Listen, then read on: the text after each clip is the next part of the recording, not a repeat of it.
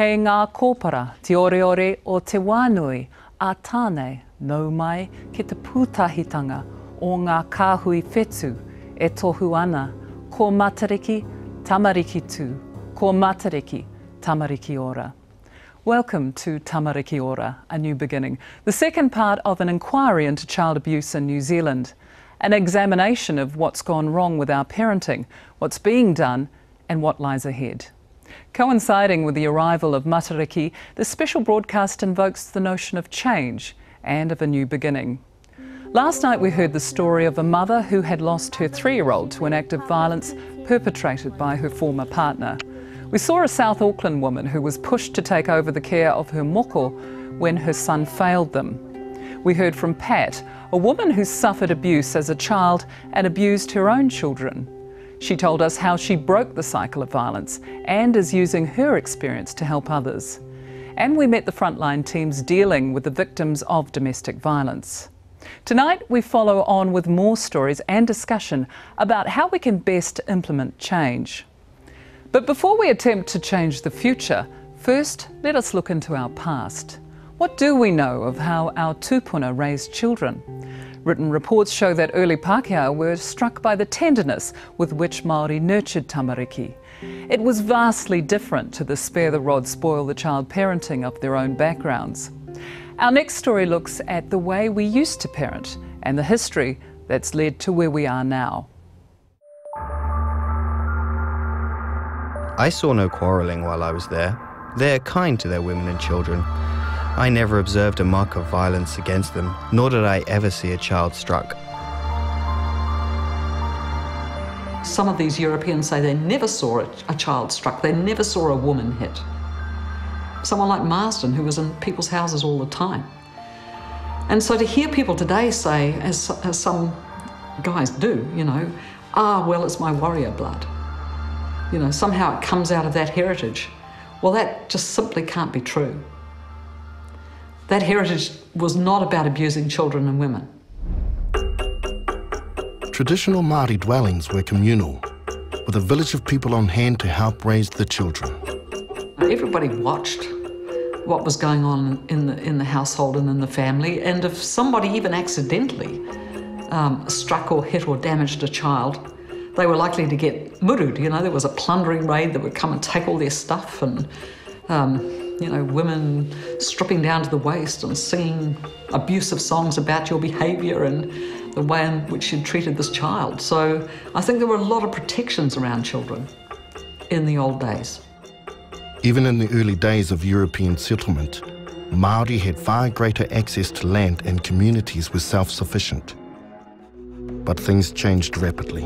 Not so long after the treaty, the land started getting really seriously ripped away, and land sales that were not honest, all kinds of fraud, and then you've got the land wars. Then that period passes and people rebuild their lives and the communities are stitching themselves together again, but by then a lot of the land's been confiscated. People that had been used to being able to live off their own resources were all of a sudden thrown into wage labouring. And then finally, especially after World War II, the flow into the cities. Dad's out at work, increasingly mum's out at work. Everything's different. Over the course of 100 years, 90% of land had been lost and where Māori lived was changing. In 1945, 26% of Māori lived in towns and cities. By 1986, this number had nearly reached 80% as people left their rural hometowns in search of work, money and pleasure.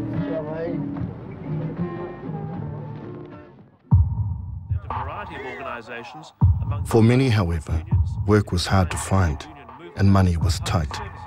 An education system that saw many leave without qualifications and the changing social and economic landscape of the country had a devastating effect. Generations were raised in urban areas. Poverty had become a major issue, and there was a growing sense of cultural isolation among the many Māori who had moved to the city. When you're back home in the heartland, that you didn't really have to think about your identity very much. I mean, there it was all around you. It was the place names, the ancestors, you know, the marae, the elders. You didn't have to think, well, who am I, you know? You come into the city, different ball game. And obviously you look to your parents, but if your parents are having a tough time, and maybe, you know, there's issues starting to come in of alcohol or joblessness or poverty, you know, because you can't any longer walk out the door and get food. You've got to have money, and for that you need a job or else you're on the dole. I think in the old days, you know, the thing that really protected children was this, in some ways it was this idea of mana, that you got that kind of essence of the ancestor in you. And I think that mana meant that children got protected. In that whole process of transformation, all that starts to disintegrate. And the people that have lost the most in many ways are those tamariki, those children. The dilemmas we face today are problems our tupuna did not have to address. In our next story, Grace Dorset, a tupuna kuia from Rotorua, reflects on how things have changed during the course of her lifetime. Sadly, we have moved into the situation of domestic violence, something that never existed, you know, not so long ago. And it's continuing with such speed. People have become immune to the behaviours, and it's no big deal. There's no claim to fame that New Zealand has got one of the highest number of incarcerated Indigenous people in the world. There's no claim to fame. I believe that as a people, we can take responsibility of making sure that that doesn't continue. 75-year-old great-grandmother Grace Dorset believes the loss of traditional values and family structures has greatly contributed to the increase in domestic violence. This pa here, which is a large pa of about 2,000 people at the time, there was no domestic violence then. No such thing existed. I grew up in this pa, and it was a great experience. We had people who really cared about one another. It was a special part of life. And my values were shaped from the experiences of that time. If anyone went over to Makatu and they got pippies, whoever got the pippies, there would be a knock on the door and there would be someone standing there with a bowl of pippies or whatever kai that people had to share. Our children were very valued when they were in this whānau existence.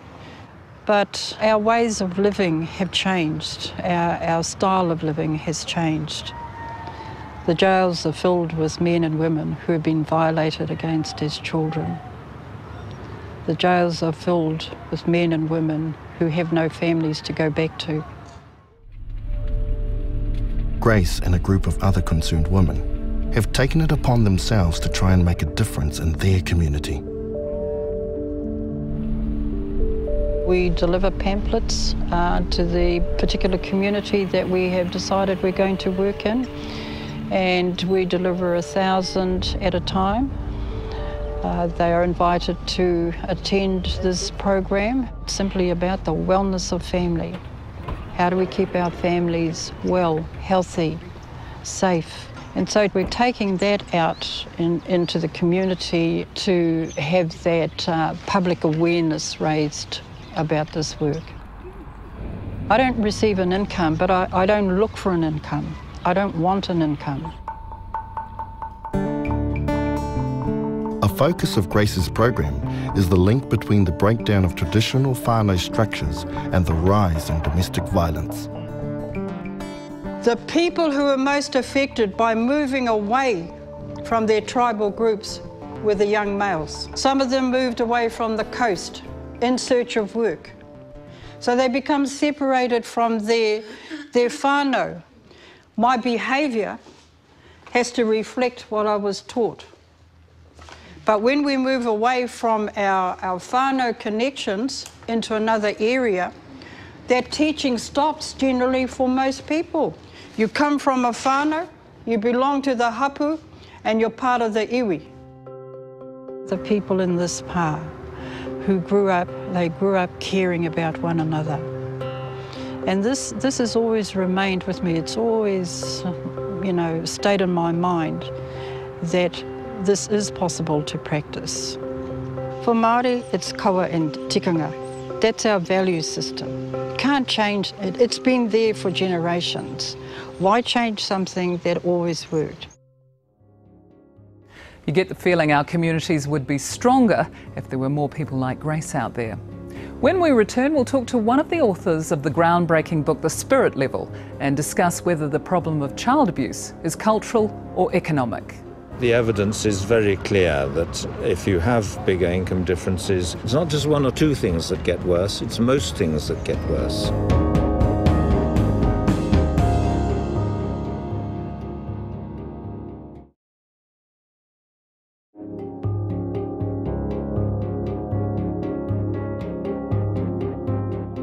Welcome back to Tamariki Ora. There's no denying each and every child abuser is personally responsible for the abuse they inflict, regardless of their own pasts. Māori represent only 15% of the population, yet half of all children killed by their caregivers are Māori. So the question needs to be asked, why are Māori so prevalent in child abuse statistics?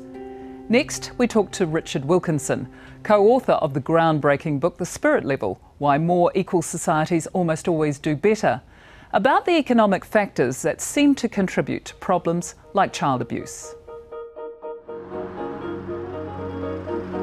Global consumerism and the widening gap of incomes is bad news for every single one of us, according to British academics Richard Wilkinson and Kate Pickett.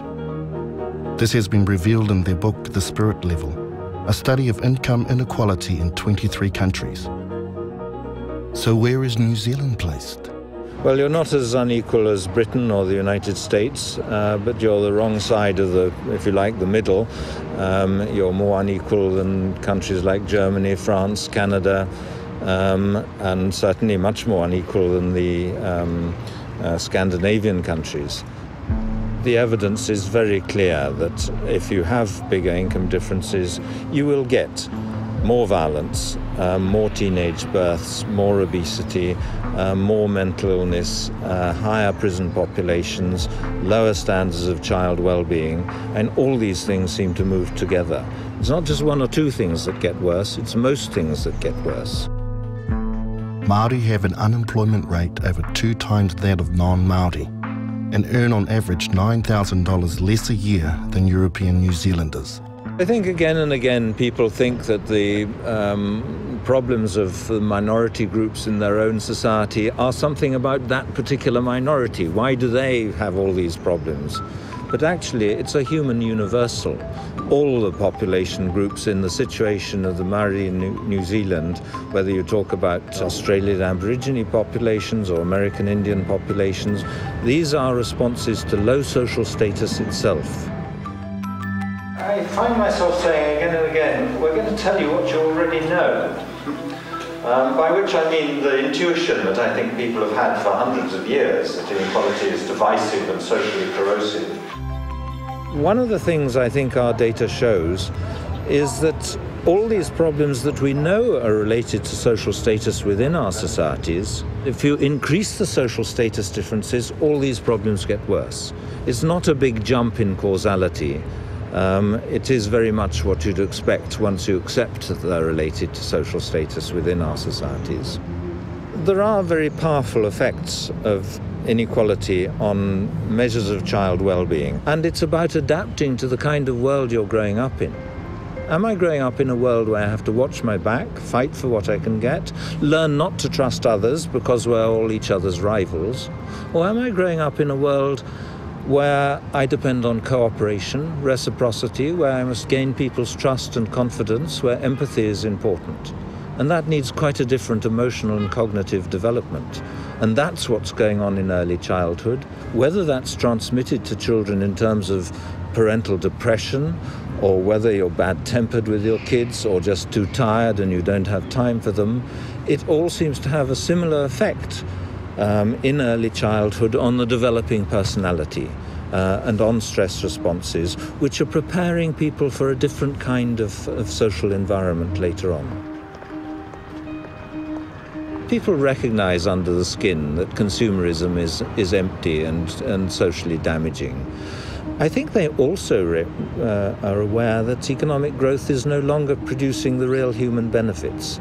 And people increasingly say perhaps slightly romantic, nostalgic things like, weren't we just as happy as children, or in the 1950s? It reflects what we see in the data, that measures of well-being are not increasing with economic growth anymore. We're just doing more and more damage. And there is another way, and it does mean improving the real quality of social relationships by reducing the income differences. There is a better society, and it's a sustainable society as well as being a more equal society. Richard Wilkinson's insights certainly shed powerful light on the problem we face here in New Zealand. Joining me in the studio to discuss what has led us to our current situation are Archdeacon Dr. Hone Ka, a senior priest in Kaumatua, Areta Kopu, former president of the Māori Women's Welfare League and Super Nanny, former Children's Commissioner Dr. Ian Hassel, who helped establish the Child Abuse Prevention Society, and Hera Clark, Director of Te Whare Ruruhau o Mere, an Anglican social services agency. Tēnā koutou katoa. Kia ora. Hone Ka, you've formed a trust to confront the issue of Māori violence in whānau and communities. Why have you done that? Well, in 2008, I was asked if I would act as kaumatua to help establish some kind of focus on child abuse in the Māori community. And out of that grew Te Kahui Manaririki, which in its turn has, over the last 12 months, we've travelled up and down the country, talking about the problem of child abuse within Māori whānau, and looking at it historically, and asking the community really what it was that they saw as a means by which we could alter the perception that our people had of themselves as being child beaters. And what was the response from the communities? We got a very clear message that child abuse was not a natural part of being Māori. It was, if you like, an introduction into our society that we had to somehow come to terms with and look at some of the reasons behind its development. Ian Hassel, you also have been involved in establishing an agency that is looking at the prevention of abuse toward children. What do we know about people who are violent to children, and what do we know in particular when it comes to Māori? It's so good that Richard Wilkinson's been part of this program, because what he says, and he's got a huge amount of research to back it up, is that violence or the differences in the levels of violence and the amount of violence in, between societies can be fixed in relation to the disparities within those societies. And I think that's the central and important thing. So it's not about being Maori, it's not about primarily about socioeconomic problems. It's really about disconnectedness. It's about families, communities, societies where there's not a sense of ownership, belonging, and you get some families in societies like that who are feel themselves apart from the rest. Then it's quite possible for people to behave in these bizarre ways, which it really is bizarre that people will attack their own children.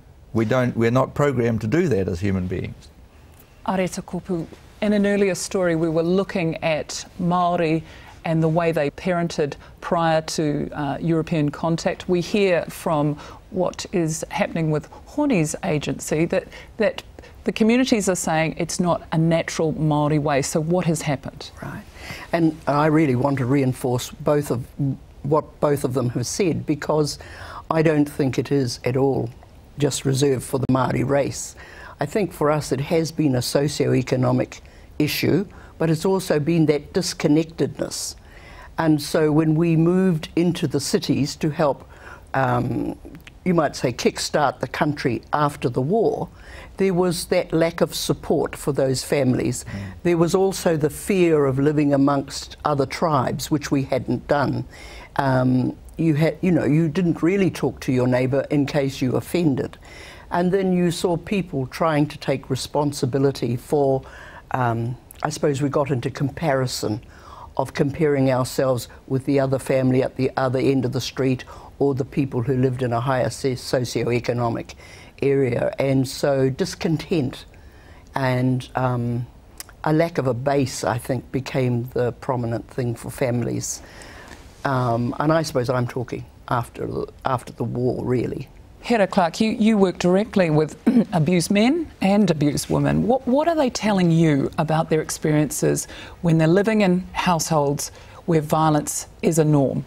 Essentially, they're talking about the intergenerational experiences of abuse. And so that's being reiterated from what we've just heard.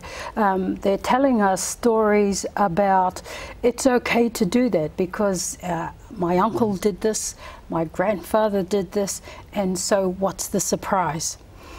Primarily the women that have become the victims of that abuse are saying, this is an experience I've seen my mother suffer, and it's almost become normalised behaviour. Children of these generations are saying, kanui tēnei, this is not for us. And so these children that belong to that generation are saying it's neither acceptable, it's an unwanted behaviour, and we're looking for help. Honi, Anne Salmon talks about in the past this concept of mana that was innately within children. Have we lost that? No, I don't think we have. Well, hang on, let me backtrack. We have lost that sense. And it hasn't come by accident. It's actually been drilled out of us. We've been taught to demean ourselves, to see ourselves as lesser beings in our own society.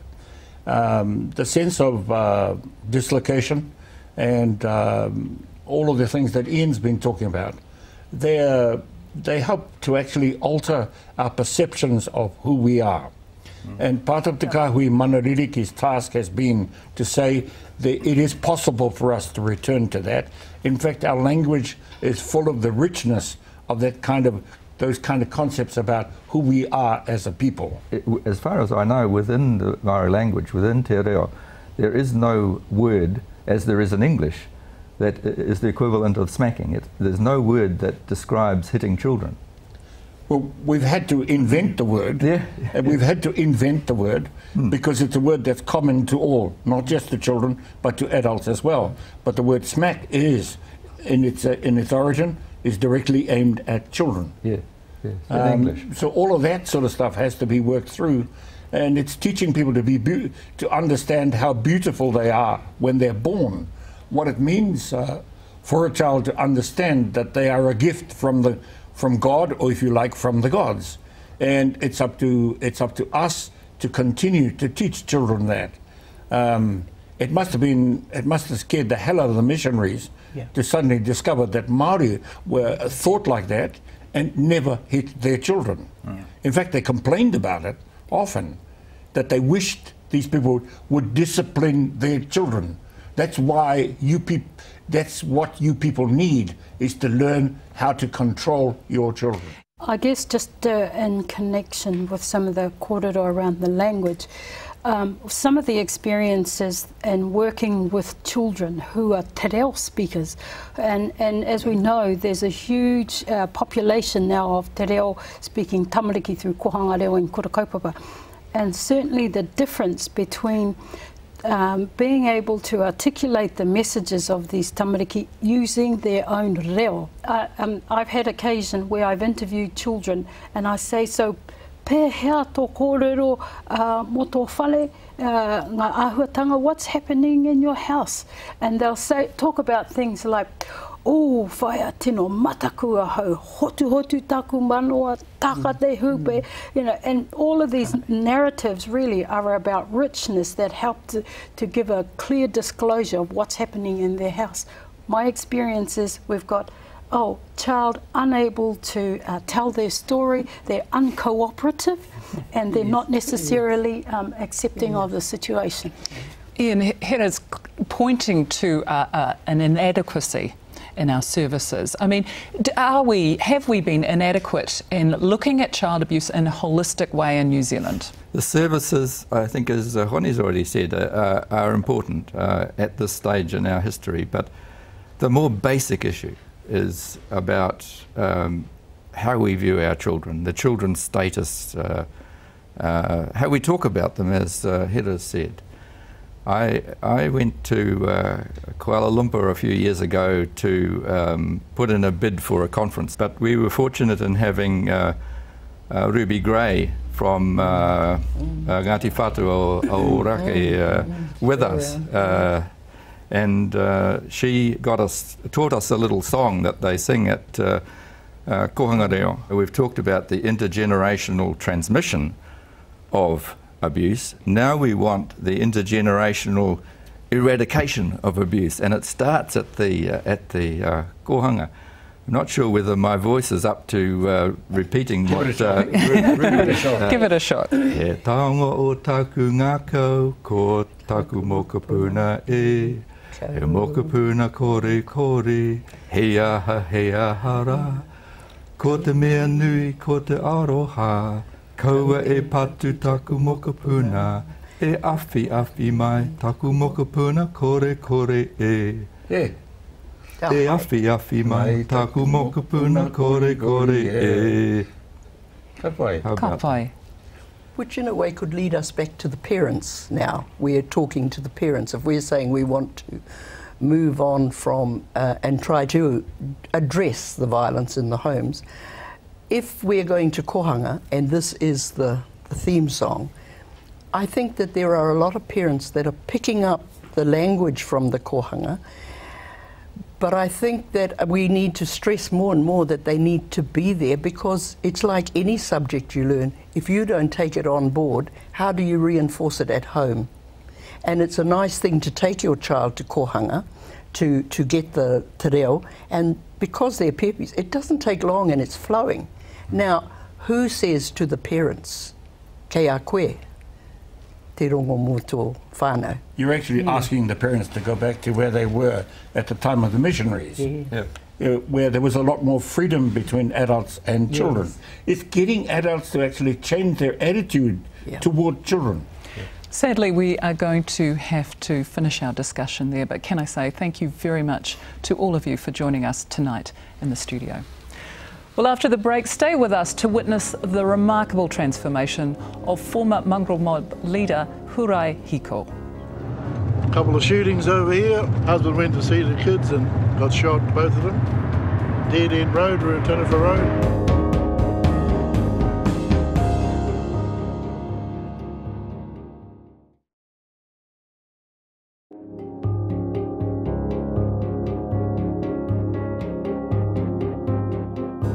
Welcome back to Tamariki Ora. Breaking the cycle of violence can mean changing behaviour established over decades, and many are unable or unwilling to take this step, but it can be done. One of the most dramatic transformations is that of former mongrel mob leader Hurai Hiko. This is Tamariki Road, born and bred here since I was born in front of my fireplace while my mother was sitting on a crate of beer. In the old days they used to have stables here. We stayed in here for 2 years before our parents ever noticed we weren't home. And what gang is it down here? Triple M, Mighty Mongrel Mob, Wairau, first Mangi Pad in Wairau, and I happen to own the place now. Big leg down the end there, he's still in the mob there, he's pretty high up. Went to sleep on the railway lines and the train ran him over. He's a bit of a character.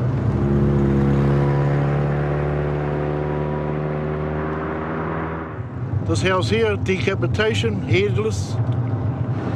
3 suicides in that house. A couple of shootings over here. Husband went to see the kids and got shot, both of them. Dead End Road, Tanifa Road.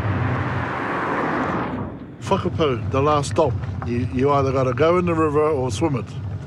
And this was the only way in and out, really. And that was a big mob house? And that was the big mob house after my whare. This is where the waka Taki Timu had supposed to have stopped. And some of the thing fell off the waka, and we believe that's the papa that we stand on in the middle of the river. And the mob took the place over? Yeah, our prezi, he moved down there. We all did. And all this time, what was happening with your family?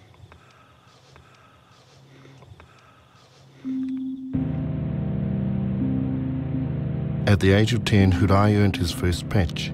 He became Sergeant-at-Arms for the Wairoa chapter of the mongrel mob, and his family home became the gang's headquarters. Hurai was raised in a violent environment and was frequently abused as a child. Even within the gang, his viciousness was feared, and at home he was unable to control his violence. Hurai had 3 wives. He abused them all. He violently abused most of his children. It is a familiar story, a repeating cycle of abuse and violence. But Hurai's story is different. I love my dad, but he was horrible. He was very horrible. I remember visiting him in prison and finding out later on that I was used to sort of smuggle contraband in to the prison as a baby. A lot of Dad's old friends who remember me because I was a little kid passing the joint around or a little kid giving them a beer. This door here used to be my pushing door. Lock it from the inside. Used to have a big steel plate here just in case someone might blast you. And this was my pushing door here. I call it the jail door. I'd have a tray there with my bulletin. Behind me I would have a shotgun, a riot gun they call it. A couple of swords poking out of the wall here, and added security just in the next room, which I use my kitchen now, would be 3 or 4 prospects waiting. You're a dealer? Oh, hard out. Even my kids. That's the pressure I put on them, especially my big girl and my big boy. I would go away to Auckland for 2-3 weeks, and they would do the pushing for me. I make sure they have all the money, and they feared me, I suppose. Yeah, they did fear me. I didn't want to be like my dad. Hell no, that was my guiding motivation. I've been like hit with building materials lying around, chairs thrown at me, closed fists. You know, it wasn't just a physical thing. It was very much a psychological and emotional thing, yeah. But that's what gave him his control. I just thought it was the norm, but it just took it to my kids. I sort of, opened my eyes and, seeing them having fear in their own eyes, fear in their own man, I didn't understand for a while, because I feared my dad, but he never saw it. I could see it in my kids' eyes. Is there a moment that you can think of that you decided it had to change? When I saw my kids sea howling, and I was topped up on cocktails, you name it, I took it, and then my boys and that came, and my girls were, see how my dad, and I started to cry, and I don't know why. And I think that's when it happened for me.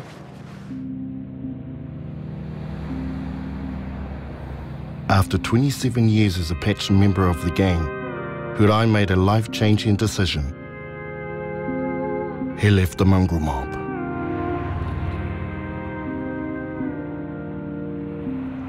Well, we ripped the wall apart, burnt all the regalia, all the patches. I was waiting to get beaten up and all that, because you only leave the gang in one position, and that's in a box.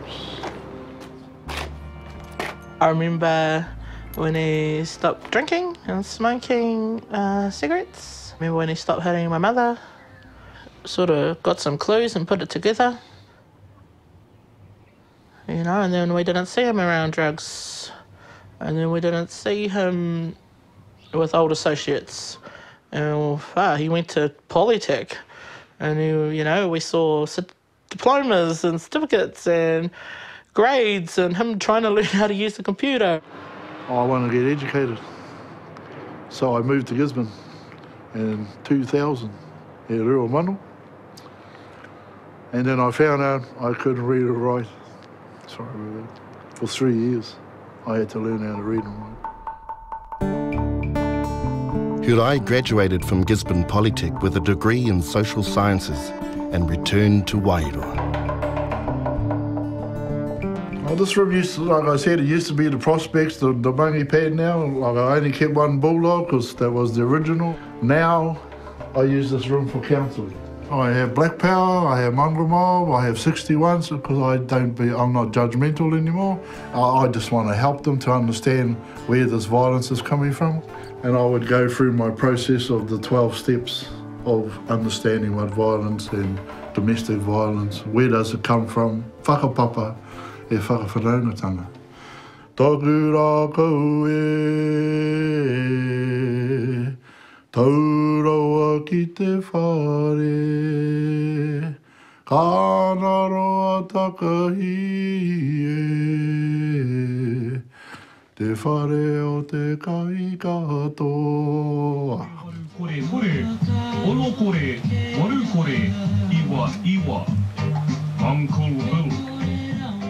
My first meeting with Hurai, he was talking with men who have a history of violence, and he had them. He had them wrapped up, he had them in the palm of his hand, and he was talking to them. And he was talking to them about the things, about his life, and how things can be different. Because when those other guys are making up excuses, he knows when they're making up excuses, he's been there. And that's what he got these guys to do, to admit. They knew they were violent. They just didn't know how to change it. Well, in 1963, 67, someone says the power was, gags was power, and I believed. So in that 30 years, after having 6 children, I have to disagree. Ko au he tupu ake te maunga teitei, ki runga te maunga teitei. Kia ora. Ko whakawhanaungatanga me nā knowledge. So education is power, pa. I'm sorry to say now, but it took me 40 odd years to understand this. Well, no one told me. We never had counsellors and anything like that. So to understand, I got counselling from my own children. Numero uno. Are you ready? Yes. What is the capital of China? He's trying to help other people, you know, because I'm a teacher and, you know, that's what it's about, giving someone the tools to be happy in life. You know, fathers should be role models. And the same words that have been used to describe my father have been used to describe my grandfather. And they had it hard. There was definitely violence there. And the fact that he won't talk about his parents, especially his dad, it goes to show there's some deep psychological stuff happening there. Yeah, I'm proud of the decisions he's making to be a better person. But it's good he can be a role model for other people who choose to take that path, but they shouldn't just rely on just because he could do it. You know, you have to turn your own switch on.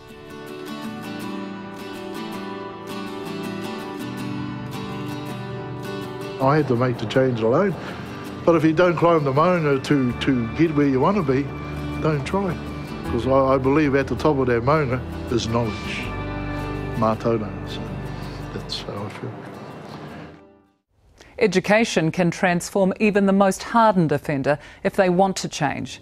When we return, we'll look at some of the programs available to caregivers finding it tough to cope as parents. My son was helping me and I didn't even say thank you or nothing, so it was just like, could see the difference, like how I was talking to my girl and how I was talking to him. Yeah. It's a bit sad.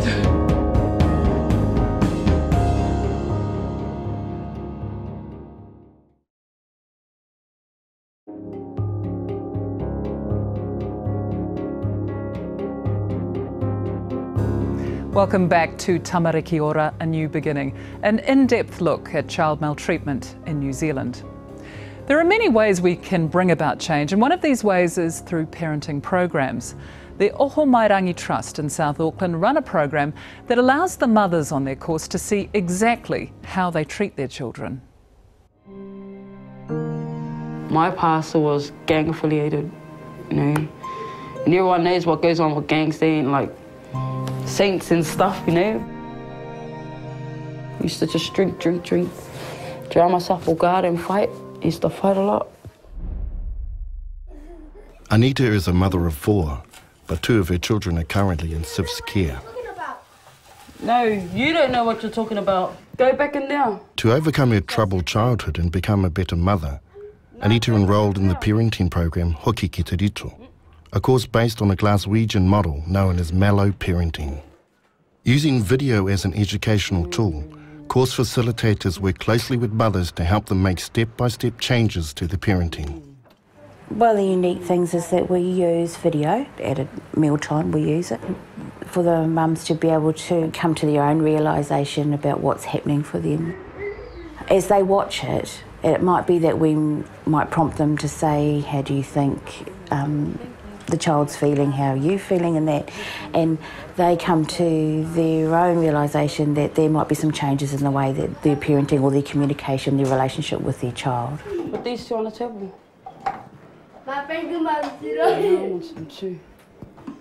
Looking back on it, like my son was helping me and I didn't even say thank you or nothing. So I was just like, could see the difference, like how I was talking to my girl and how I was talking to him. Yeah. It's a bit sad. We do the videos, take them at the beginning of the course and we take them at the end, and we have been also returning after 3 months just to see if that any changes have held. And this one? If you're in a bad environment, they'll help you get out of it and put you in a safer place. So yeah, and they've been helping me since I've had my girl, so they've been on my waka for about 1 year and 3 months. To be honest, I think I would have been locked up by now if they didn't help me. Like, yeah, I would have been locked up by now, or I wouldn't be in a good state of mind. To be honest, I don't even know if I'll be here if it wasn't for them. Frank group discussion is an important component of the program. At these group sessions, women on the course come together to view videos and talk about their parenting techniques. Okay, you ready, Anita? What do you think? Can you stop saying why? I am different with her and him, but in a way it is sad, but no, I can slowly change. That's all I can do is try and change for the best. That's your excellent girl. Just encourage you to just keep on doing what you do. That's awesome.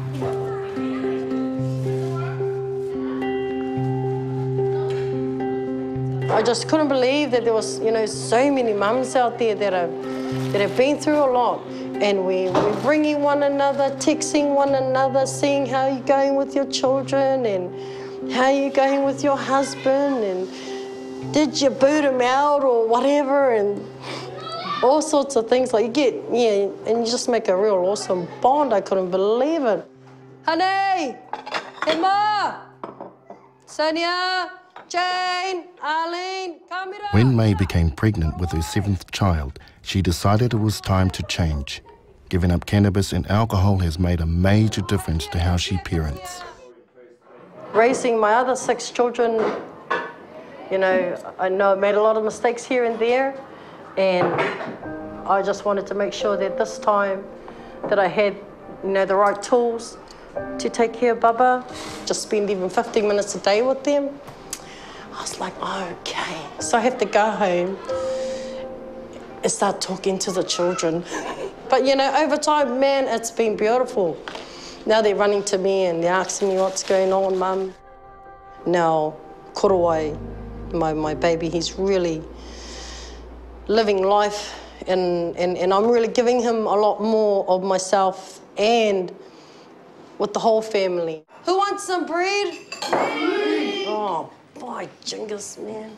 This was like the first child I've had, and I'm not drunk and wasted. Yeah, this is the first one I've ever had.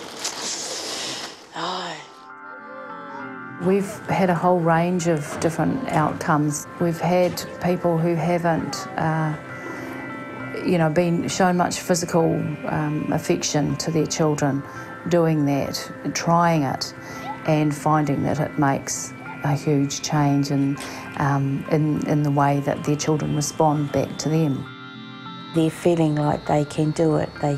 Them feeling that maybe not all of the world is judging them, that there are some people in this world who are accepting them for who they are and where they are at the moment and supporting them through into their next stage. I've told myself I'm going to break that cycle, and I'm getting there. Because my family can see the changes, but they don't like it. They always say, like, where's the old Nita? You know? We want her back. They don't like this new me. And they get angry, and I'm like, oh, mate, come on. You know, this is way better than before. I don't hurt my son anymore. I used to, but I snapped out of it. I can see the differences. Like, my son can talk to me. When he's sad, he goes, oh, my mum's sad. Now me and him go in the room, have a talk. He tells me why he's sad. When I was young, I couldn't tell my mum I was sad because she was never there. She was hardly around. It was either uncle or auntie or cousin or stranger. My mum was barely there for me. Other people were, and yet I didn't want all those other people. Just wanted her. The Oho Mairangi Trust's been running the 14-week Hoki Ki Te Rito program for 3 years now, and over 50 women have completed the course. But different people have very different needs, and some caregivers are grappling with extreme problems. In Christchurch, the Family Help Trust foster long-term relationships with their clients. Karen Brown is one of 6 social workers employed by the Family Help Trust in Christchurch. They run an intensive home visiting service for high-risk families. They believe that the 5 years monitoring and support offered to their clients is the key to the success of their program. We are with a bubby from birth or even pre-birth till they're 5. So you're there with those parents when they've got ups and downs. You're there to make sure the children are safe at all times and supporting the parents to do that better. I personally in my practice don't focus totally on the negative. I focus on what strengths have they got, because they already know what they're not good at. But when we meet with them, we tell them very clearly, if they abuse their children, we have no problem ringing SIPs. Our statistics in this country are horrific and shameful. There are approximately 100 infants born into the Christchurch area every year that would fit our high-risk criteria. Our dream would be to target every one of those, but resources are difficult, and we've not been able to expand our service in a number of years. So just keeping your doors open is quite a talent these days. Imani is almost 2 years old and has been living with her grandmother since Karen had to make the hard call and have her removed from her mother because of the domestic violence she witnessed during an unexpected visit. Domestic violence isn't just the physical, because it was not physical with them, it was the mental and the verbal. And it was a good 4 or 5 years worth of mental and verbal abuse from the partner. And my daughter just got to the point where she couldn't take it anymore. And Karen did a cold call, just turned up. And that is how we discovered just how bad the situation was. At Family Group Conference, it was decided that Imani would stay with my partner and I. It's not for me to tell you how to parent. It's for me to provide supports for you where you think you need them. Mum has finally accepted that she can't just turn up when she wants, because she was doing that right up until Christmas, just after Christmas. Yeah. And it's a case of telling her, you can't keep just turning up. You have your days that you visit. How do you feel as the mum of the mother having to say that? What does it do for you? It's hard, but it has to be done, because she did give up that right when she signed over custody. It's up to her to make the time to go and see her. The Family Help Trust receives approximately 60 referrals each year, but can only accept 30 new clients. We've got families on our waiting list that are time bombs, really. It costs about $5,000 to $6,000 a year. You know, if that person grows up and ends up in the prison system, then it's going to cost you and me as taxpayers $80,000 a year. Like, this is a no-brainer. What would you prefer? We're just going to call in to see a mum of 2. She's a methadone mum. She was in a relationship with her partner who's now in jail for armed robbery. and she has to have 3 clean random urines to be considered for possibility to move back to her own home.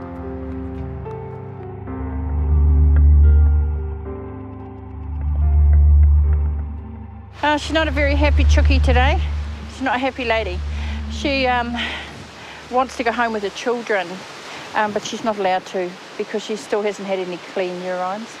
So I've said to her she has the right to go home in her own right, but she doesn't have the right to take her children with her at this time. They have to stay with her parents. So she's a little upset with us, but she understands that. She won't go without her children, so she's going to work through it. That's a good sign, and I said I'll see you next week. I feel comfortable around Karen, and she doesn't mind listening to my problems, my sounding board, me getting things off my chest, because most of it does relate to this whole situation. These are families that have been around the traps, I guess, and they've had a lot of services previously, many of which have been unhelpful from their point of view. So trust is a huge issue. I guess that's the core of the actual service, developing a trusting relationship that's got value, that's dependable, reliable, and will promote the family's likelihood of listening to what it is that the social workers say. Families let you know if you're not making any change with them. They tell you to bugger off. They soon flick you to the curb if you're not honest and open. You don't have to be mates with them, but you do need to walk alongside of them. After the break, we're back in South Auckland to see how a live-in parenting program offers practical advice and therapy for mums learning how to do the best for their children. If you can change the pathway for one mother and their child, then they're going to change the pathway for their children.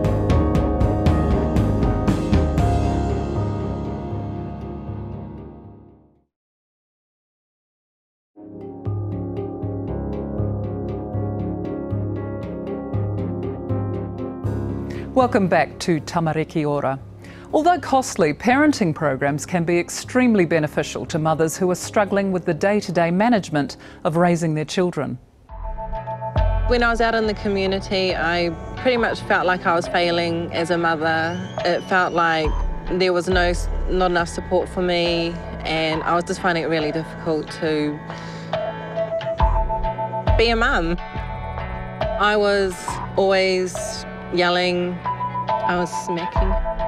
I just didn't really have time for the girls.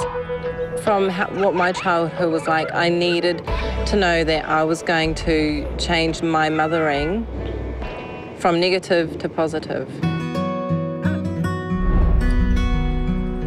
Granger Grove is a therapy-based residential program for mothers. Referrals come via SIFs, Bernardo's and Women's Refuge, while others seek out the program themselves.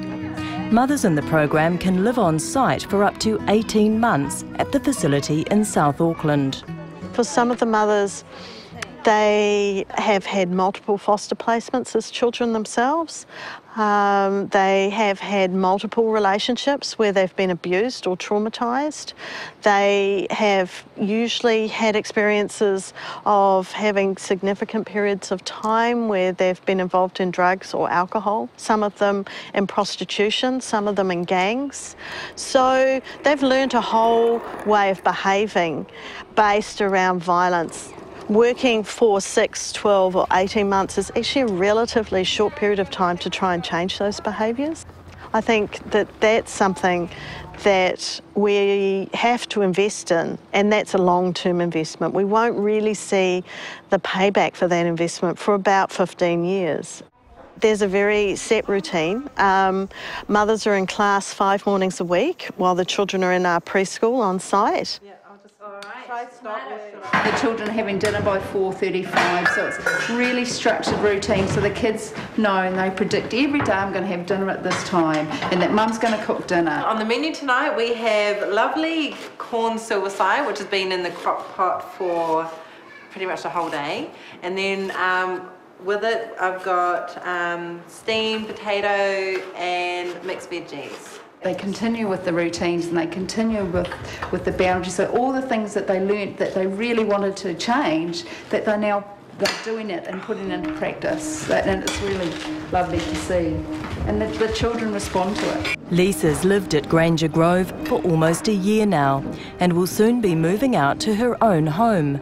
Unlike SIF's referrals, whose stay at Granger Grove is funded by the state, Lisa's costs have been covered by the ATWC, a charitable trust. The cost of the program is about $23,000 for a mother and her children to stay here for 6 months. If you compare that to the cost of a child being in care or several children being in care up until the age of 16, or the cost of going through the criminal justice system or people being in prison, it's a relatively low cost. If you can change the pathway for one mother and their child, then they're going to change the pathway for their children. And that's really what this program's all about. For many of the mothers who are part of the program, Granger Grove offers an opportunity to learn parenting skills they were never exposed to themselves. I grew up around violence and abuse, and I didn't have a happy childhood. I didn't have a relationship with my mother or my father. And I don't want that to happen to my son. And that's why I'm doing this, because I want to make a difference. I want to change. I've set, rules in our house, and he listens to me. I talk to him. We really have that connection, that relation. I really have that relationship with him now. And I don't know how it's going to be if I wasn't here. As well as developing a nurturing relationship between a mother and child, the program uses therapy to encourage mothers to come to terms with the way they were raised. I think my therapy has helped me just like trying to deal with what sort of happened in my past. It is quite hard when you've had a childhood that hasn't been so great yourself to have children, and then you have to figure out what to do. Yeah. Before I came in, it was dinner whenever, bed whenever. So coming in here and trying to get a routine going, it was actually quite challenging. But I've built a bigger, stronger bond with both of my girls. I have learnt to parent without yelling, swearing or hitting. I always said that when I had children that I was going to be the best mother that I could be. Now that didn't go quite according to plan, but it's getting there now, so I'm on the right track. I definitely think that I've achieved what I've come in here to achieve. Granger Grove, the Family Help Trust and the Oho Mairangi Trust are rewriting the future for caregivers and their children. But some would say if we want to reach Māori, we need to promote initiatives by Māori for Māori. After the break, we return to discuss this issue.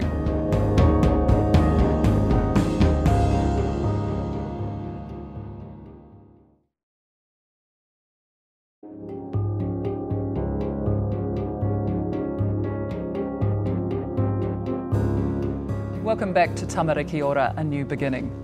We've seen some of the programs currently on offer for parents. All are making a difference and all are improving the lives of both parents and children.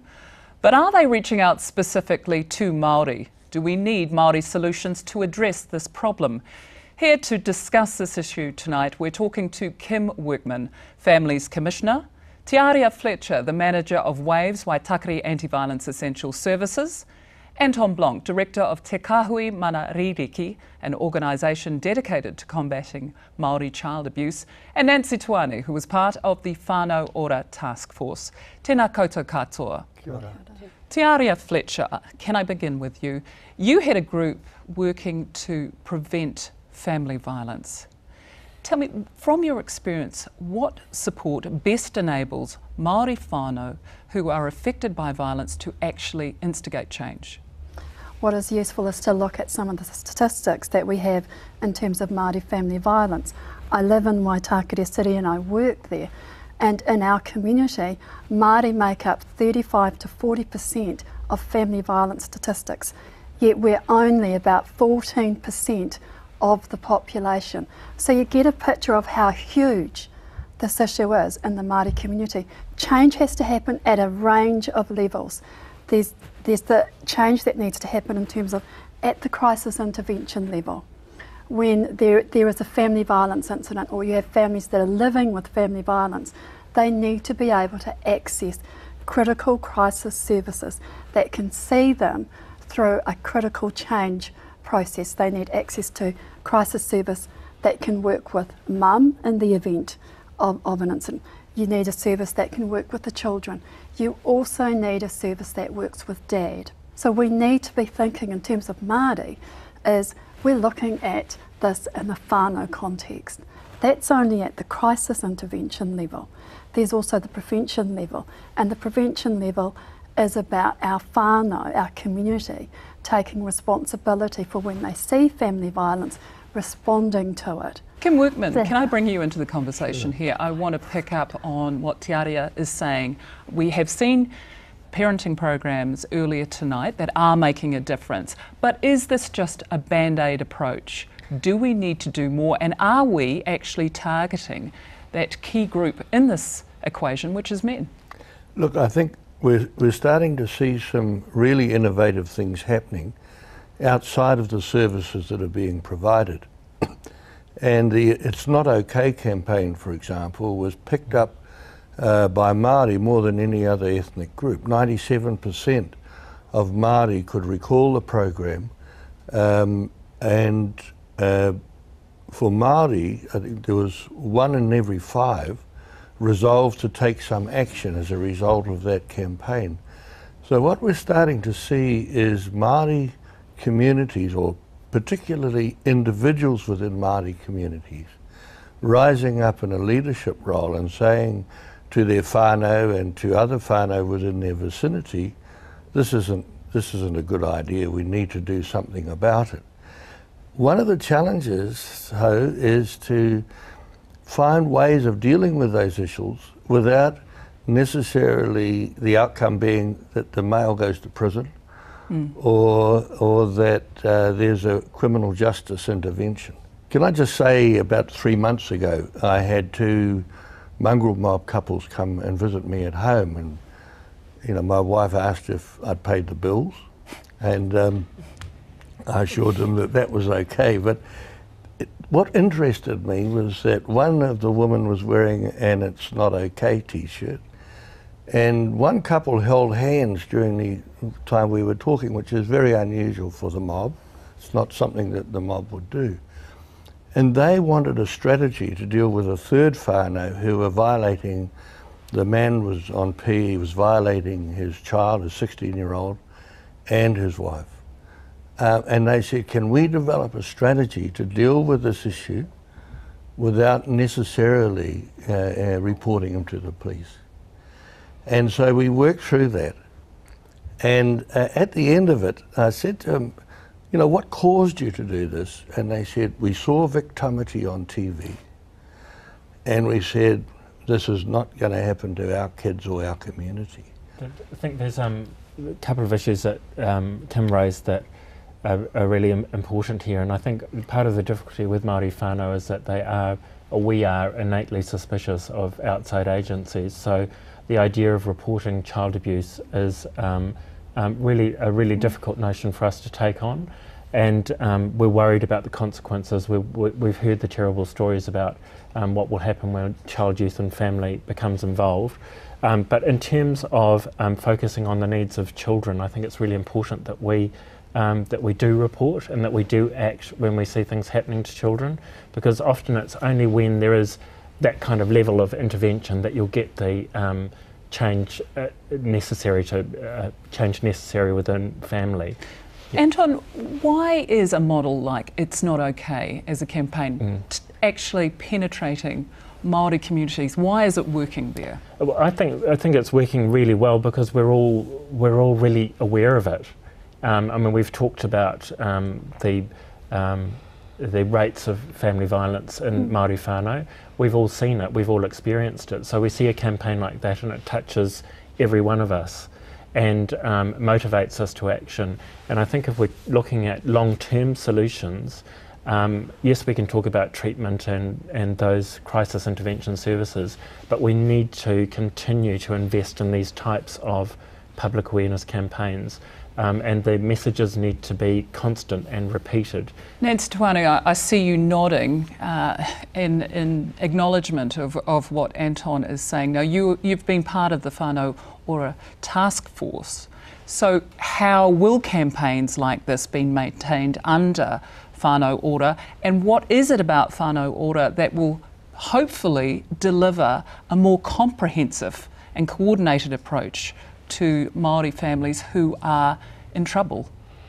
So we've talked about, you know, the range of experiences that are out there, and Whānau Ora aims to improve the journey that the whānau takes, you know, and so often we come into contact with services at crisis, at a crisis point, and we intervene to ensure that safety occurs. We need to take that the next step forward though. We need to take from the crisis to rebuild, to strengthen, to grow the potential of that family to be strong again within itself. Often right now what happens is people come in to make sure you're safe and then that's it. They don't take you, they don't help you go any further in that journey. You had experience of this at a personal level within your own whānau.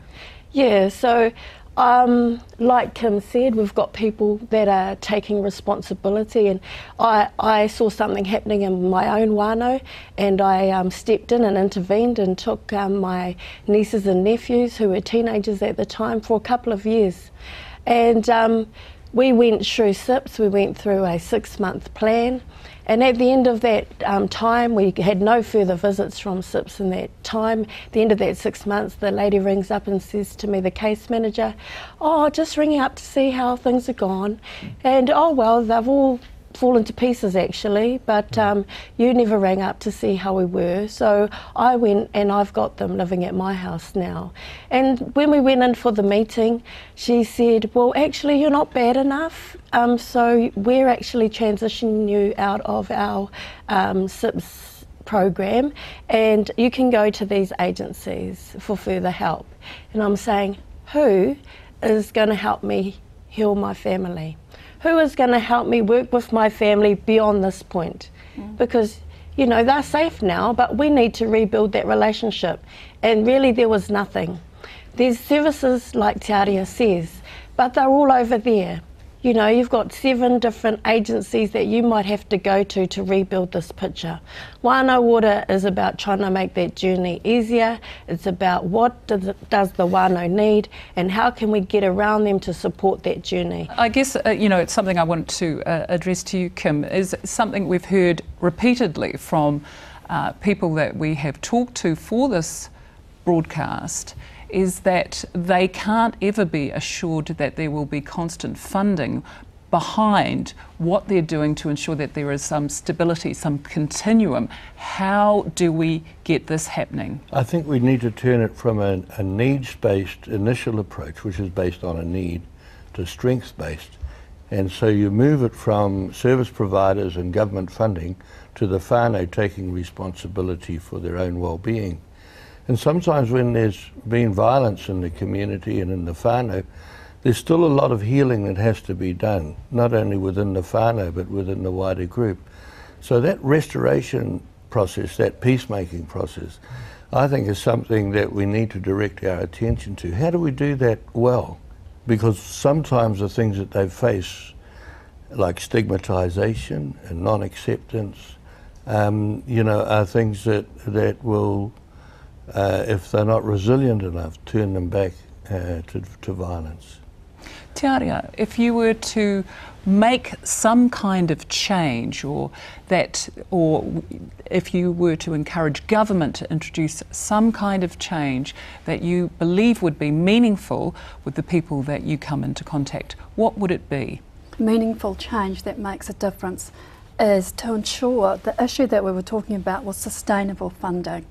That services know that they continue to offer a service and not have this yearly, every year you're fighting for funding, which takes away from the delivery of the service. So we need sustainable funding. You also need government to ensure that they have policies that protect the family and children, that protect those that are most vulnerable, those who suffer most badly in terms of poverty, and that is Māori. So we need, that's what we need. The other thing that we need is, and something that we're lacking, we don't have the workforce to support our people. We make up, as I said, 35–40% family violence statistics. Child, youth and family, 40+% of the statistics. Yet, we only make up about 8 to 10% of the social workforce. So in numbers, we're seriously lacking in how we provide a service to Māori. Meaningful change, I guess, Nancy, whānau ora, is actually going to potentially deliver what Te Area is looking for. Yeah, but also we need to encourage reclamation by whānau of the solutions, of the responsibility.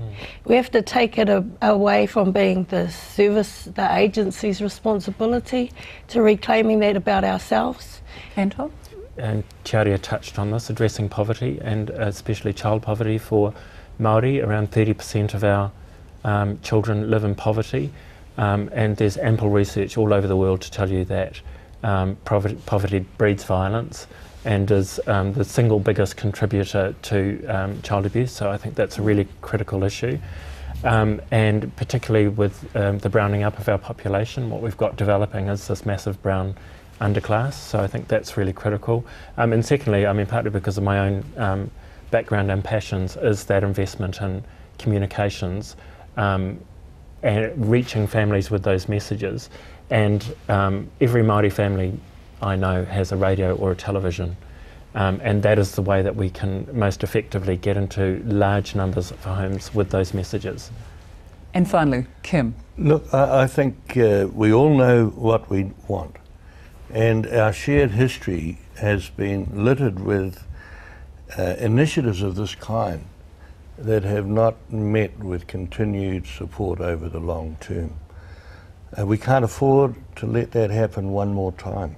And my plea would be that just recall, you know, tū tangata, pualta, te tū, the Māori War effort, all examples of initiatives that were Māori focused that never received continued support over the decades. And my wish for whānau ora is that it would receive that support, you know, mai rao no, for the next decade, 2–3 decades, so that we can sustain this effort and make it really change the way in which we live. I'd like to thank you all for your contributions to this extremely important kaupapa. After the break, we hear a tale of hope and recovery, a story of a woman who, as a child, experienced the worst and the best within the foster system. At night, he would come into the room and whisper. I thought, oh, okay, this could still be normal. Then later, there's another incident that's just a little bit more unnerving.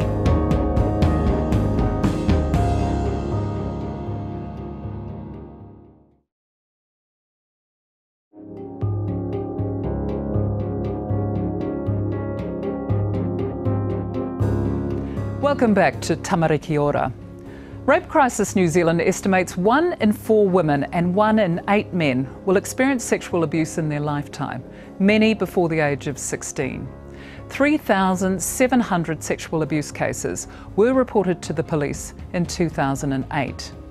Often these crimes are committed by adults in positions of trust, and like all abuse, it will have an effect that lasts a lifetime. From my birth, my mother had trouble coping. I was malnourished. I weighed at over a year, nearly the same as at birth. Melissa was taken from her parents' care and went on to be placed in 10 different foster homes by the time she was 9. You want to be loved as a child, and so you cleave to the adults in your space. But I think when that adult keeps changing, then that natural action of forming whatever unit that is stops working, and so you stop buying into that. You know, you are more cautious. It takes longer each time. At age 9, Melissa was moved again, this time to a busy house run by a British Kiwi couple in Auckland's Northcote. It wasn't really a home for children, it was a home for troubled, a bit nearly grown-up kids. I felt lucky that before I arrived there, I knew that I had been in good homes, that I'd never been harmed. When I arrived there, I just thought, I hope this is not one of those places. I found the behaviour of the father odd and different. There would be awkward situations, using the bathroom, coming out of the shower. At night, he would come into the room and whisper. I thought, okay, this could still be normal. Then later, there's another incident that's just a little bit more unnerving. I would wake up in the night with him lying on top of me. Then it changed to rape. And though I knew that things were wrong, I wondered, where are the people that are supposed to stop this? After 2 years, Melissa was placed in a stable home with Jill and her husband John. I've always said that foster parents who take children who've had Melissa's kind of history have to give the child the gift of low expectations in terms of what you receive back from them. Because you can't expect a child who's had 10 placements to immediately come in and have some sort of reciprocity of affection. My husband in particular, he knew that he had to be very gentle with her, and she found, for the first 2 years, she found it really, really hard to have a relationship with him. I think when young people get to 16 and a half and they've had that sort of history, they want to take control of their own lives because they've never been able to do it before. At 16, Melissa moved out of home and was drawn to the sex industry. In the sex industry, it's quite chameleon and you can be anyone you like, and there are lots of things about it that I find empowering. I approach the peep show here. After school sometimes we'd dance for tips. Yeah, I enjoyed it. When Melissa went to work on the street, we were really upset. We were worried about her being in danger. We were worried that she mightn't survive. You can't have somebody for 6.5 years without really, I'm gonna cry, without really loving them, and used to really worry about her. Melissa worked in the sex industry for 20 years. Becoming a mother forced her to make changes to her life. When I found out I was pregnant, I was very happy. I thought, okay, well, I'm healthy enough. That's what happens. Now I'll have to do a parenting course, and so I did all that stuff. I'm not a naturally maternal person. I'm not a touchy-feely kind of person. I guess that might be my early life as well. I don't like to be sort of surprise touched. That big girl, good girl. I think that if the best that I can do is keep her safe and well and healthy and mentally, a child, that means that I have to counteract my not natural instincts. I have to fight a little bit against my standoffishness. Come here with your book later. Now I'll bring one to myself. Like, come back this one. This one, my grandpa. It's so normal. I'm loving my life, but it took me. My daughter's over 3 now, but it's only in the last year that I've allowed myself to be happy. All my partners have always complained that though I seem outwardly loving, I'm filled with anger. I've let a lot of the anger go, mainly through pursuing the criminal process against my abuser. Melissa stood up against the man in court where he was convicted. He fled the country before sentencing. You never forget, because the abuse stops, it just alters the actuality of it. And so I've learnt not to be affected by my memories. Because they don't really kill you, it's just that they stop you from really living. The way people get over it, I think there are several ways, like people have inbuilt resilience, and I think that's what Melissa's got. People can have people around them who care for them, and once they've said that person is not going to control my life anymore, then they can rise up above it.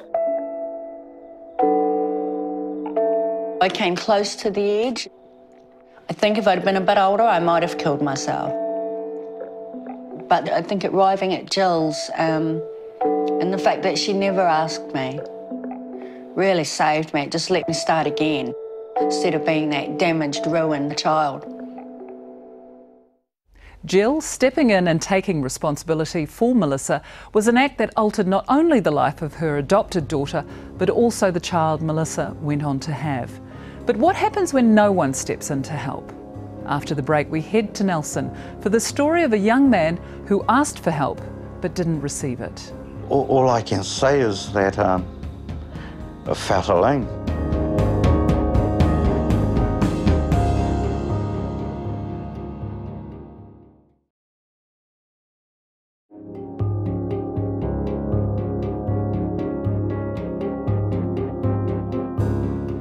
Welcome back to Tamariki Ora, Māori Television's child abuse special.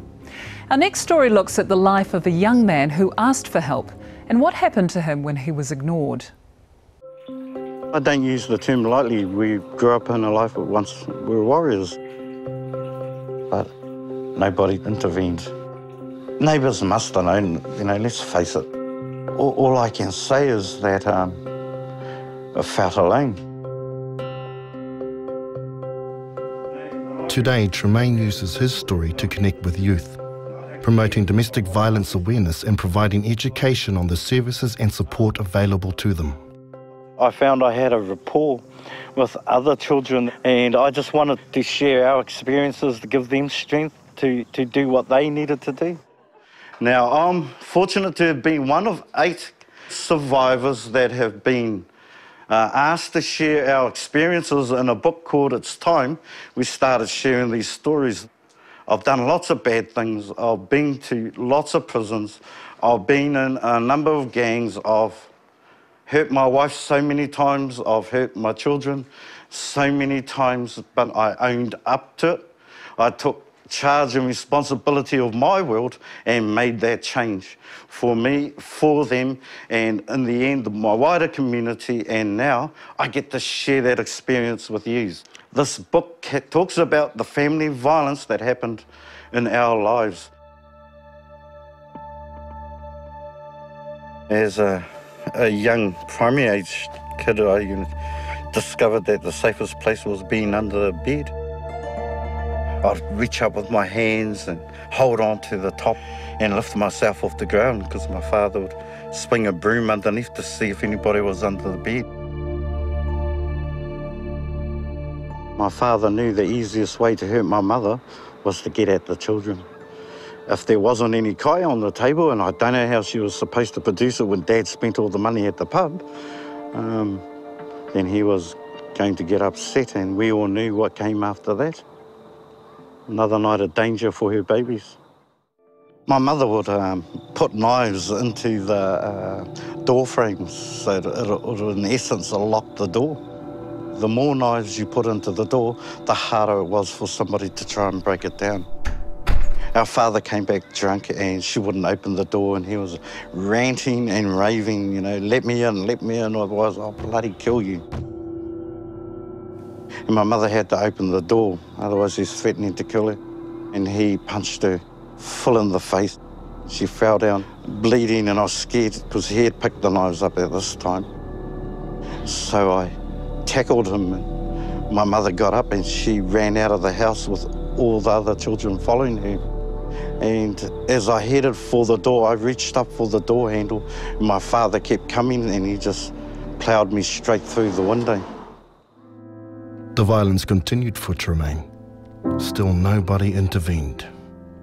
I asked a few neighbours to help, but got told, to piss off. So the thing about people living behind the white lace curtain, they close it. What happens beyond that is nothing to do with them. And that's the mentality that I grew up in. One thing I didn't know where to find help. Anytime we have the ability to say stop, hey, don't stand by and watch your friends or people you love the most get hurt, because at the end of the day, it's your world that you own. Every action you do, whether you knew it or not before you came here, from this point on will affect your life. Are we on agreement with that? Yes. Now, just for your treat, I'm going to do something tricky here. I'm going to pick on that table over there. Let's role play something. Okay, then you've got to yell at them, and they're going to stop, and then you change it. 3, 2, 1, action. I know you've been sleeping with that slut down there, mother. Get out of my house! I didn't mean to. It was just my auntie. We were getting lunch. Yeah. Don't lie to me. Do you want me to hit you with something? Oh, let's see that sign. Why? He's threatening him. Thank you, my friend. Thank you. You should never ever fear telling the people you love that they are acting inappropriately. Never ever feel any fear. You must tell them. Okay, our questions up there. Let's start with right down the back there. What can I do to help my community? Yep. Just basically, it's like to raise awareness within your community to show that it is okay to say no and always ask for help. So that's the best we can do. Actually, is just to take this message in here out there. You guys are too much. Oh, you're too much, bro.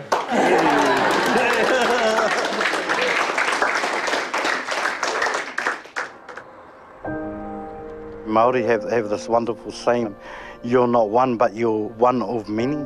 So I got to learn that behind me walk my ancestors, beside me they walk too, and in the future will walk our grandchildren. I forgive my father because it was just another thing keeping me back in that same state of mind. Eventually he came to stay with me in the South Island, and he spent the last year of his life with me. And for me and him, it was retracing 40 years of hate, mistrust and anger. And, you know, I had to find time where I needed to forgive me. If somebody stopped, took the time to say, are you all right? I would have told them. You know, unfortunately for me, nobody asked. Nobody asked. I felt like nobody cared. So what would you do if a child came to you and asked for help? Would you step in or would you turn away and ignore the problem? After the break, our final panel looks at what we can do as individuals, as communities and as a society to prevent child abuse.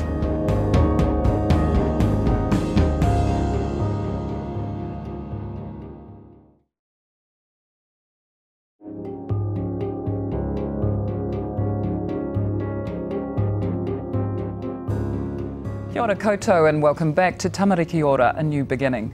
I'm Carol Hirschfeld, and over the last 2 nights on Māori television, we've been investigating why New Zealand has such an atrocious record when it comes to child maltreatment.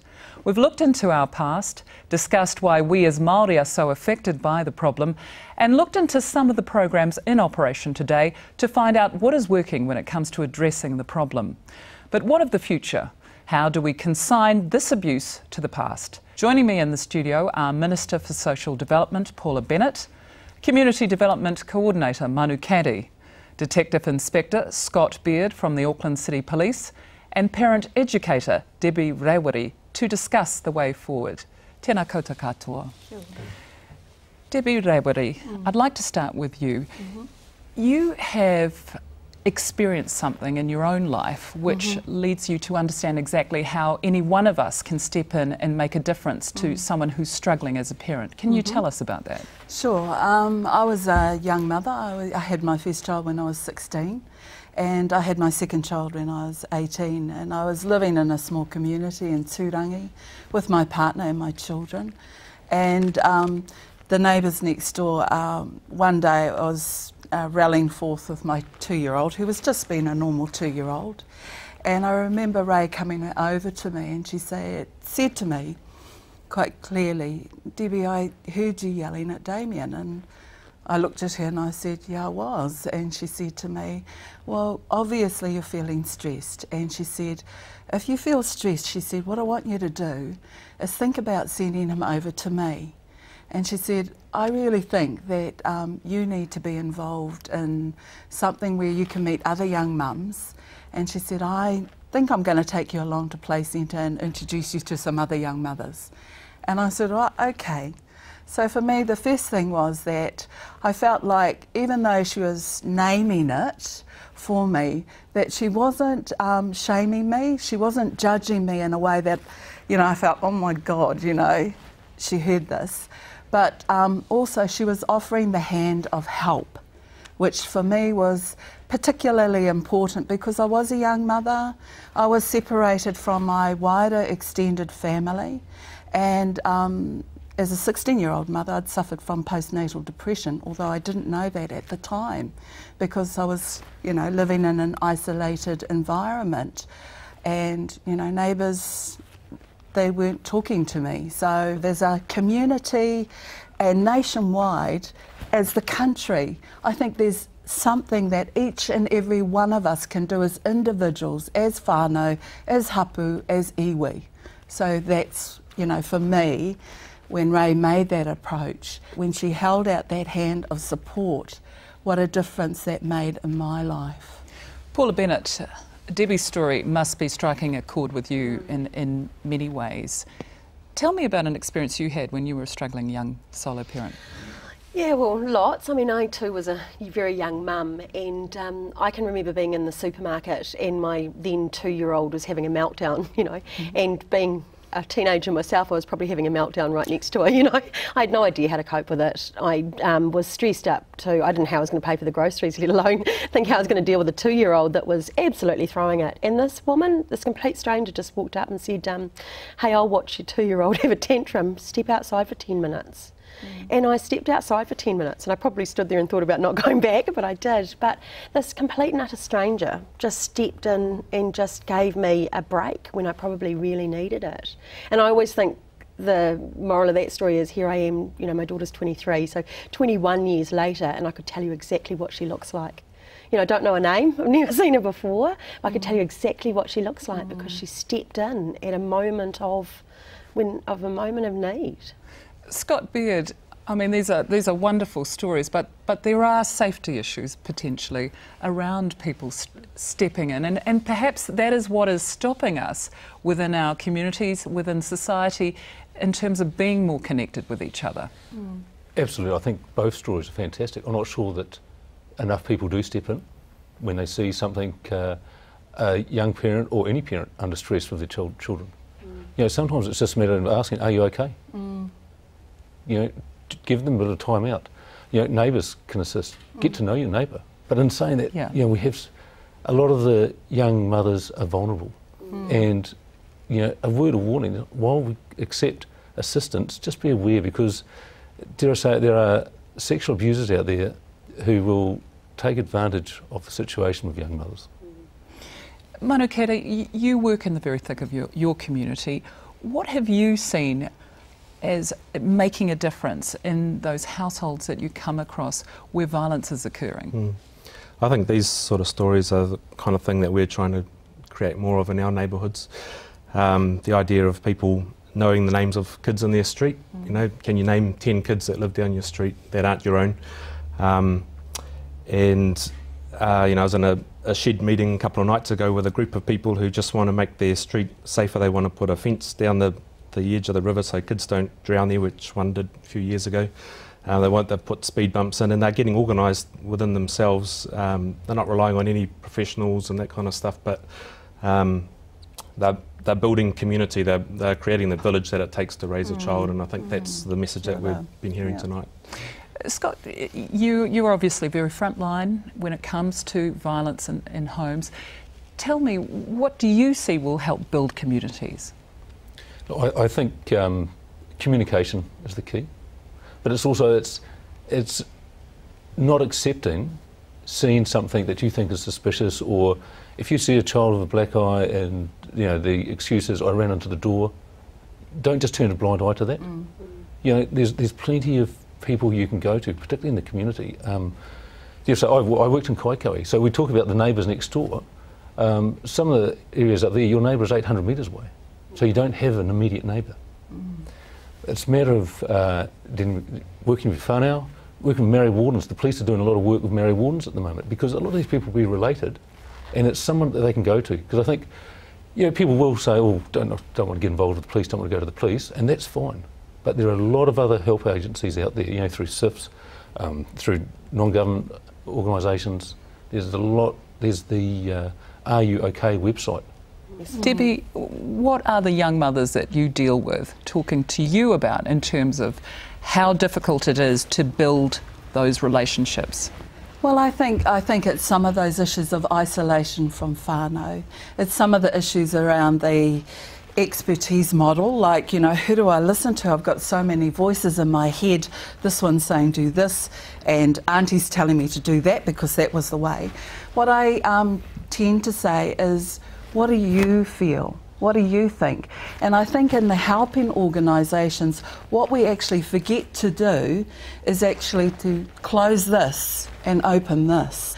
I mean, the other day I was doing a presentation on the brain, and one of the young mothers said, so, you know, I'm building up my baby's brain in a way that's, you know, that he's getting lots of oxytocin, and she said, and then, like, he goes out in the world and he finds that it's not an okay world. You know, I'm helping him to build trust in the world. And I said, well, actually what you're building is resilience. We all know that we're going to suffer from loss and grief and have things that, you know, people do to us that are not nice. But I just said, but basically he's built that resilience because of that first foundation that's been built. So for me it is a collective response. It is in the neighbourhood, and it is around, I think it's, you know, I know that we're all born as human beings, but what makes us humane? You know, and we have to, whilst we talk about an economic imperative, you know, how do we build an ecological humanity within this country? And it bodes well for each and every one of us to say, you know, what can I do? What can I do in my whānau? I want to pick up, Debbie, on what you're saying about putting certain mechanisms in place, because Manu, you're involved in a project, a Good Neighbours project. You have the Minister for Social Development sitting next to you here. So is there something you would like to say to her about a project such as yours in terms of ensuring its future? I guess one of the issues, one of the challenges is that we've commodified care and we've turned it into a product that we can only care when we're being paid, you know, when there's some funding and that kind of stuff. And I think we need to get beyond that. And something that the government could be doing more of, I think, is investing in community development rather than frontline social services only. And you know, counsellors and social workers are essential, but what we need are people who can be the kind of glue in communities, can bring neighbourhoods together, can help residents identify what their priorities are, and can then bring providers into that to meet those needs. You know, whānau Ora is still very provider-centric, and it hasn't got to the point of whānau being able to identify their own needs and then saying who can help us meet those needs. And then to do that, we're going to need a bit of investment in learning how to be a community again.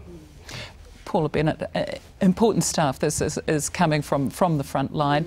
We are looking and seeking ideas around change in our broadcast. What do you look to do in the future with this regard, with building this stronger community? So at one level, we're working a lot better with police, we're working a lot better with the work we're doing once the abuse happens. Yeah, so I'm kind of proud of some of that Home for Life for some of those most disadvantaged and hurt children and what we're doing there. But as you say, it is right back here at community. It is about those links.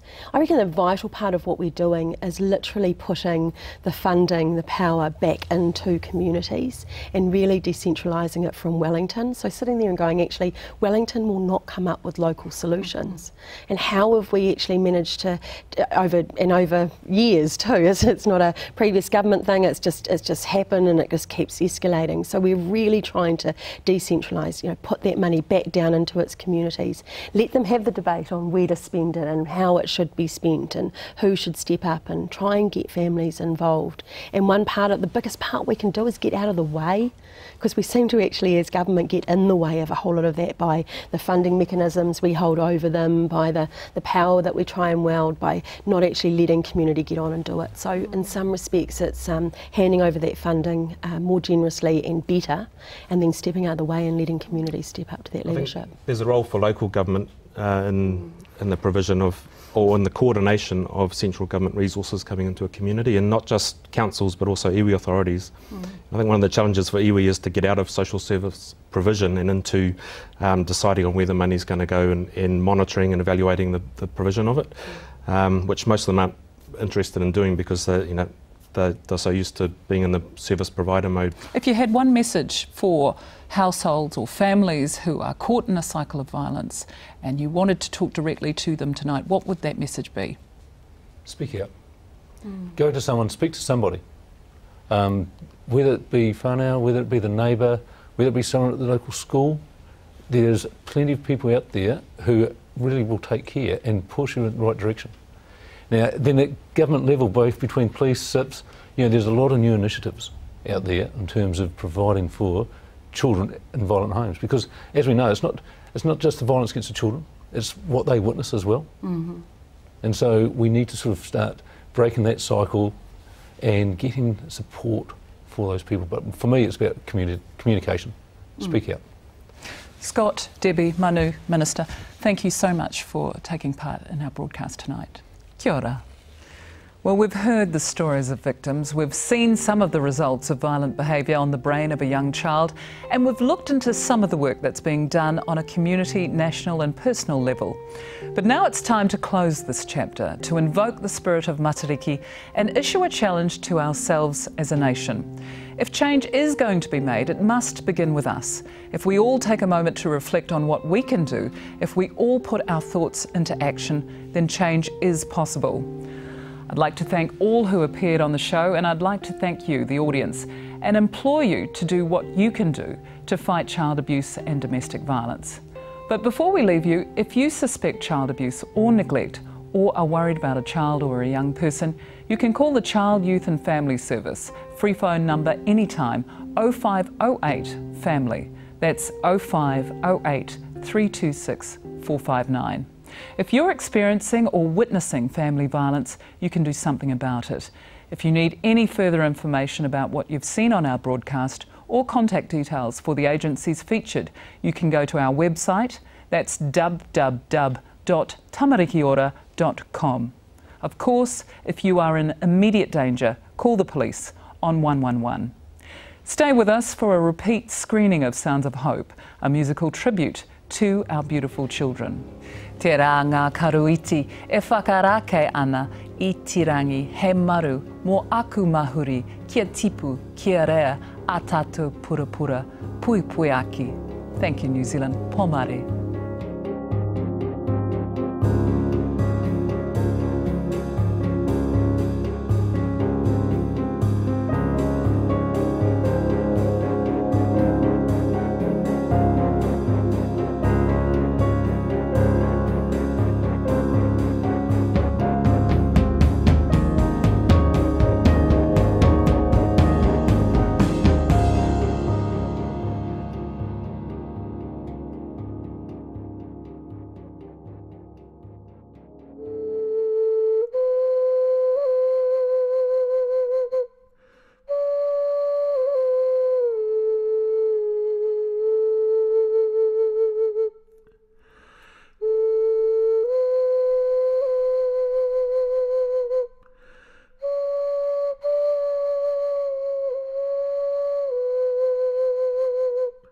Supporting local content so you can see more of Aotearoa on air.